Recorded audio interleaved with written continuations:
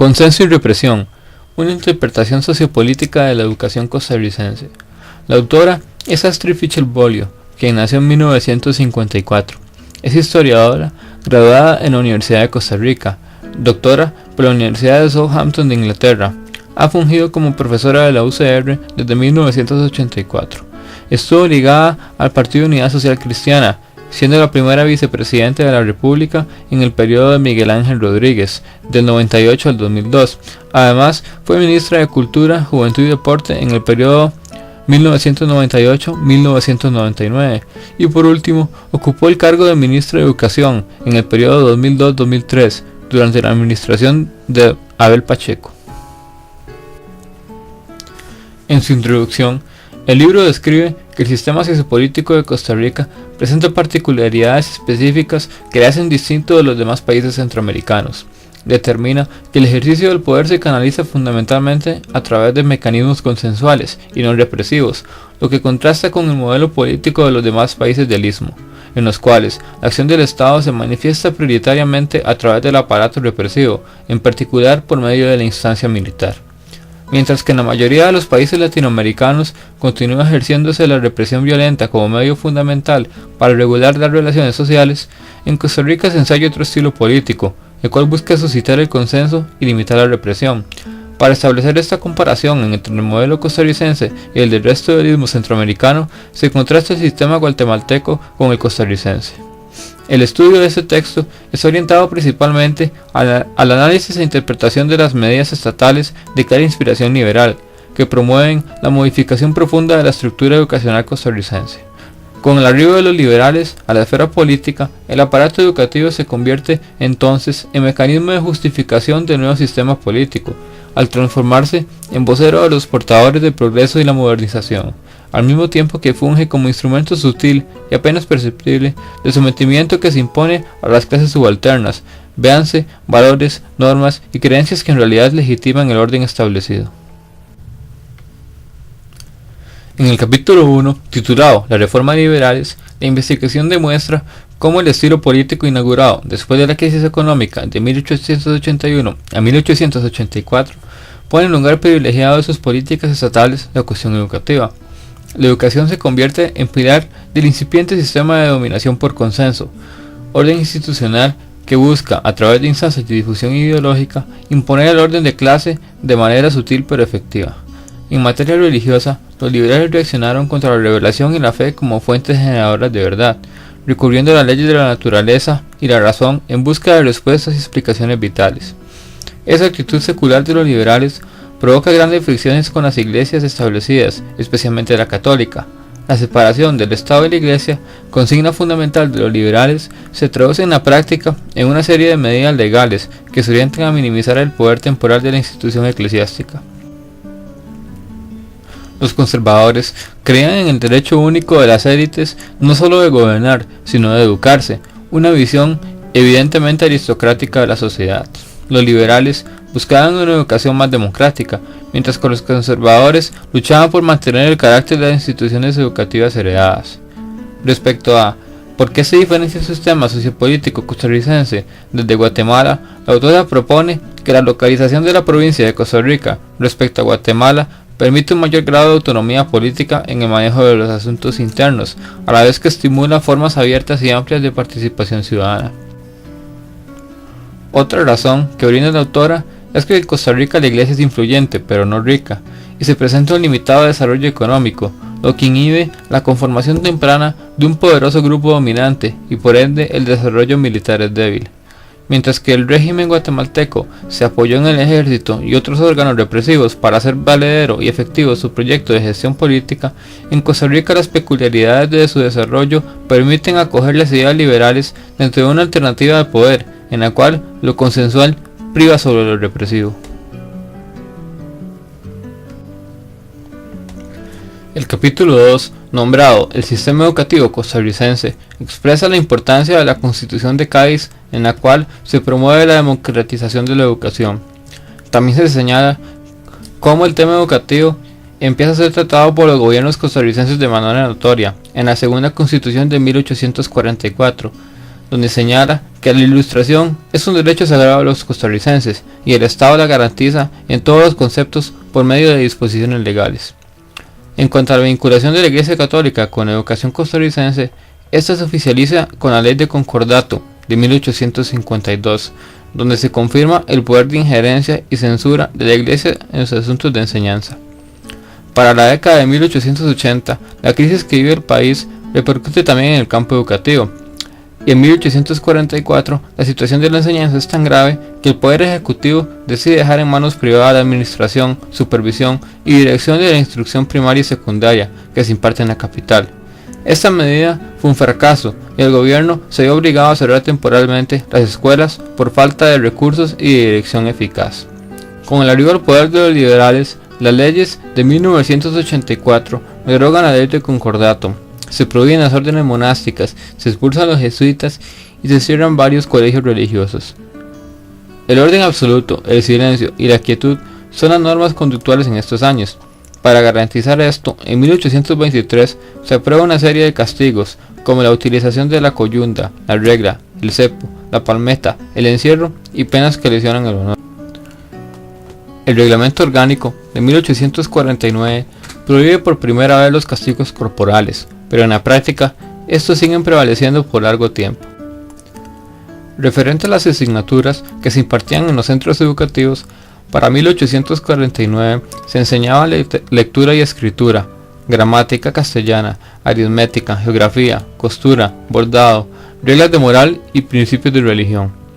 La infraestructura educativa que presentaba el país se caracterizó por ser muy deficiente. Para la primera mitad del siglo XIX, las escuelas rara vez contaban con edificio propio, por lo que arrendaban lugares poco adecuados y sin materiales.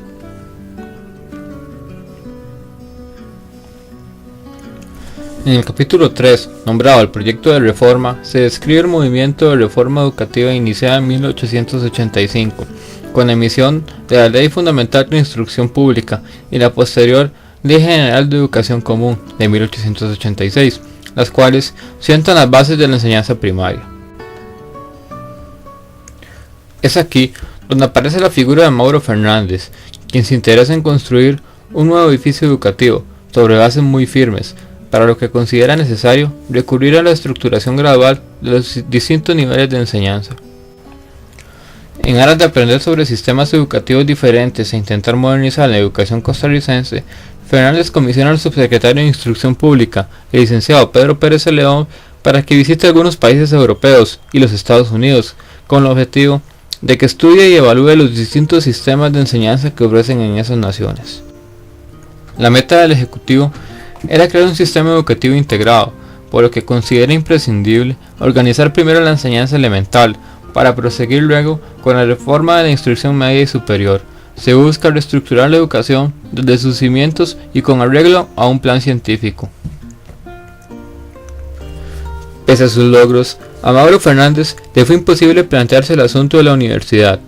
Mauro concibe la idea de establecer una escuela politécnica como institución de enseñanza superior, entrando en contradicción con la universidad, anquilosado centro de estudios clásicos y escolásticos. El sello de la universidad provoca gran polémica. Algunos le acusan por provocar un estancamiento intelectual, y otros la alaban por considerar imprescindible ese paso para una sana y fuerte estructuración del sistema educativo. Fernández propone dos disposiciones de suma importancia para su proyecto reformador. La primera es el decreto número 52 de 1885, el cual establece juntas de instrucción pública en todos los lugares donde haya escuela. Este documento da un golpe severo a los municipios, los cuales ven desplazadas sus principales funciones de control y supervisión sobre la enseñanza. Sin duda, este es un claro ejemplo de intento de centralización de la educación. La segunda es la Ley Fundamental de Instrucción Pública, también de 1885, disposición de carácter general sobre los diversos establecimientos de enseñanza, y se sientan las pautas que guiarán la emisión de estatutos y reglamentos específicos sobre cada uno de los niveles y áreas de la educación nacional. Capítulo 4. Los mecanismos de control y supervisión. Las disposiciones creadas en la Ley General de Educación Común de 1886 permite la creación de mecanismos de control y supervisión necesarios para hacer efectiva la inspección y dirección estatal sobre la enseñanza. El Poder Ejecutivo retoma una gran importancia en la educación a partir de esta ley, ya que antes de 1885 el control eficaz del Estado sobre la educación no era el correcto y era ineficiente, por lo que los esfuerzos reformistas son los que retoman figuras autoritarias como los inspectores provinciales o la Secretaría de Instrucción Pública para poder ejercer este nuevo control y a su vez una supervisión estatal más eficiente. La nueva ley otorga la dirección e inspección de la instrucción primaria al Poder Ejecutivo, en concreto al Ministerio de Instrucción Pública, de manera de que se delega en él una serie de atribuciones, como la redacción de programas de estudio, los textos a utilizar, reglamentos, entre otros, cuestiones que obedecen a los deseos de Mauro Fernández de organizar jerárquicamente la toma de decisiones educativas, con la mira de un aparato escolar más eficiente. Por lo que el plan de reforma educativa de Mauro Fernández se basa en dos premisas fundamentales. Primero, que el Poder Ejecutivo pueda tener el control absoluto sobre la educación primaria. Y segundo, el poder crear un organigrama que sea eficiente en cuanto a que se jerarquizan las funciones y cada actor del poder estatal tenga su campo de atribución y de acción delimitado. El funcionario más importante será el Inspector General de Escuelas, que luego del Ministro de Instrucción Pública será el encargado de llevar la política educativa a todo el país, pero también se asignan una serie de inspectores provinciales quienes se establecerán en las cabeceras de provincia, para obtener un mayor control eficaz y a nivel provincial. Las juntas de educación serán el organismo más abajo del organigrama. Serán distritales y no provinciales como sus antecesoras, y sus miembros serán figuras de prestigio comunal. Pero, a pesar de que se pretende de que las municipalidades ya no tengan atribuciones en cuanto a la instrucción pública como en el pasado, estas juntas de educación dependerán de las municipalidades. Y aunque se pretende mediante la ley hacer una cuestión centralizada, aún las municipalidades tendrán algunas atribuciones debido a que la creación del Estado-Nación aún es muy temprana y este control no es eficiente para la época. En cuanto al capítulo 5, las fuentes del financiamiento, este relata que al principio existía un problema para financiar las reformas educativas, debido a que este era un rubro nuevo, el cual cubrir, y se necesitaba mucho dinero para poder llevarlo a cabo.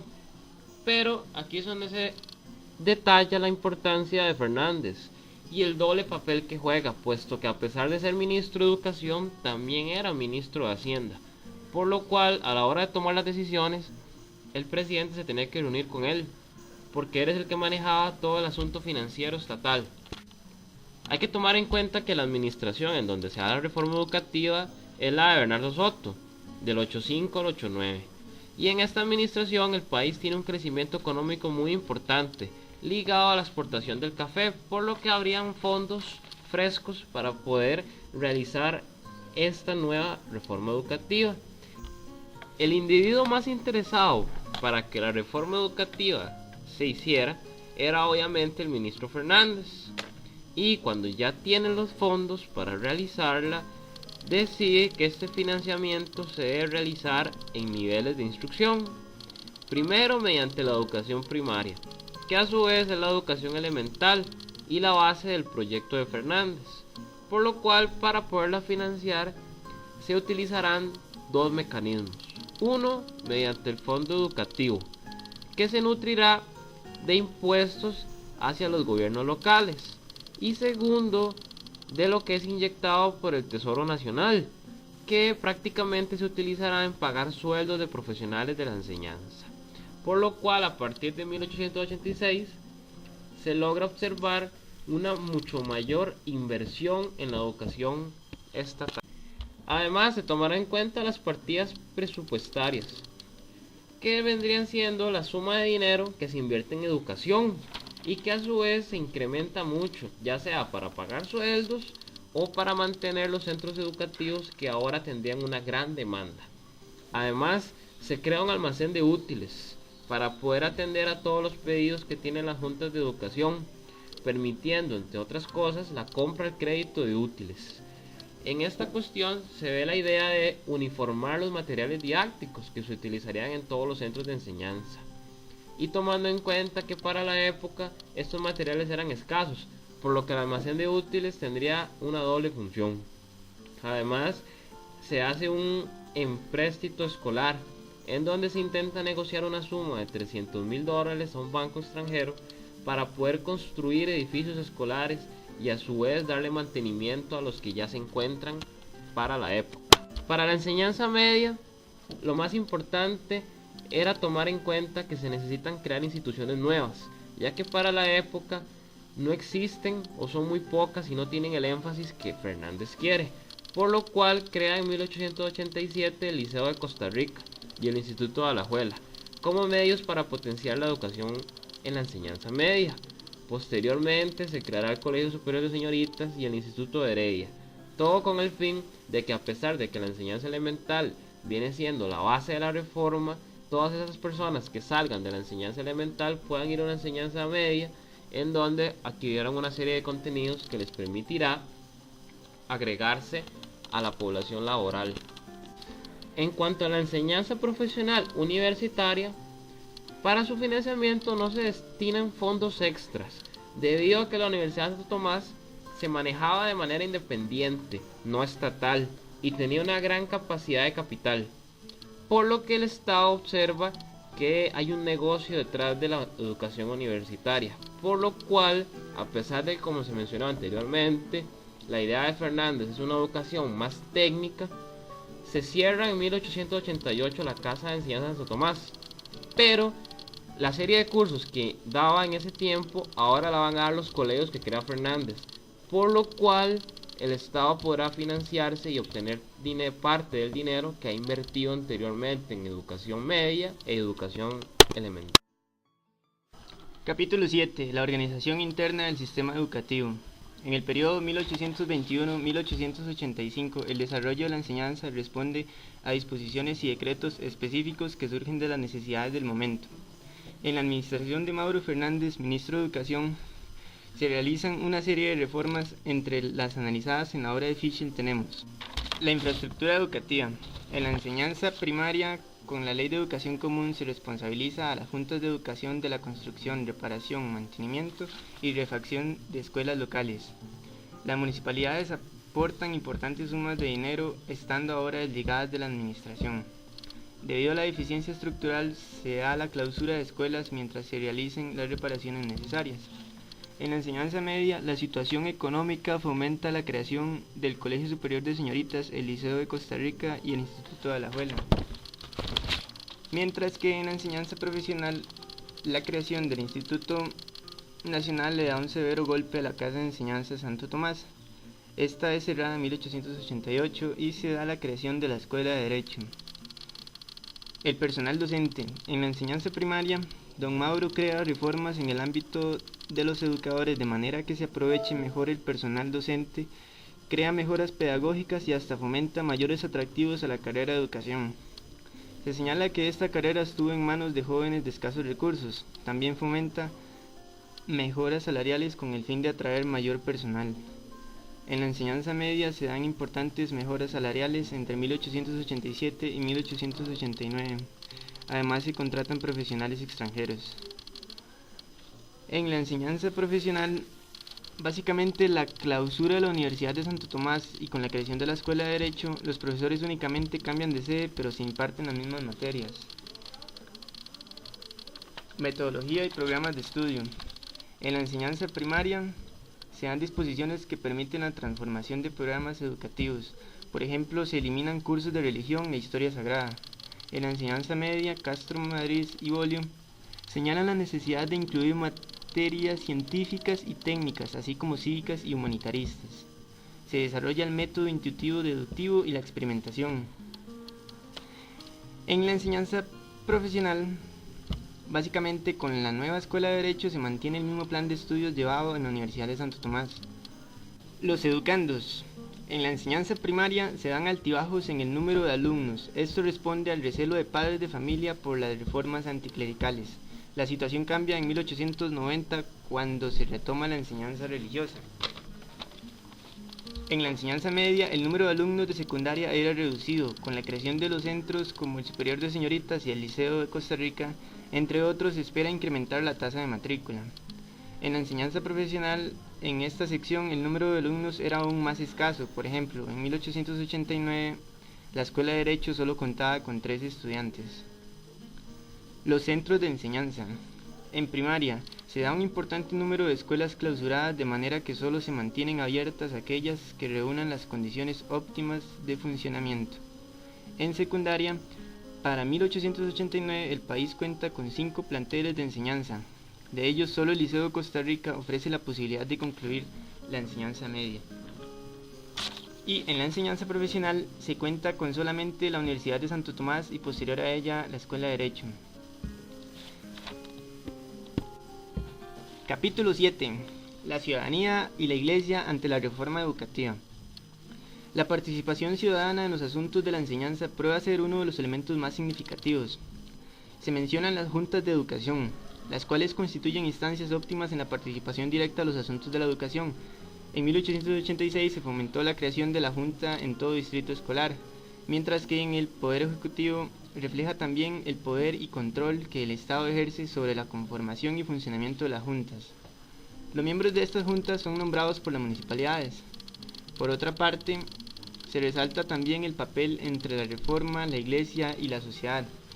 Aspectos como la ignorancia y las preocupaciones religiosas, ya que se consideraba que los hijos debían trabajar antes que ir a la escuela, y además la posición del individuo en manos de la Iglesia, la cual se buscaba recuperar terreno perdido en la sociedad costarricense. Se menciona también que el destino de la República entre 1885 y 1889 fue la separación del dominio civil del dominio religioso.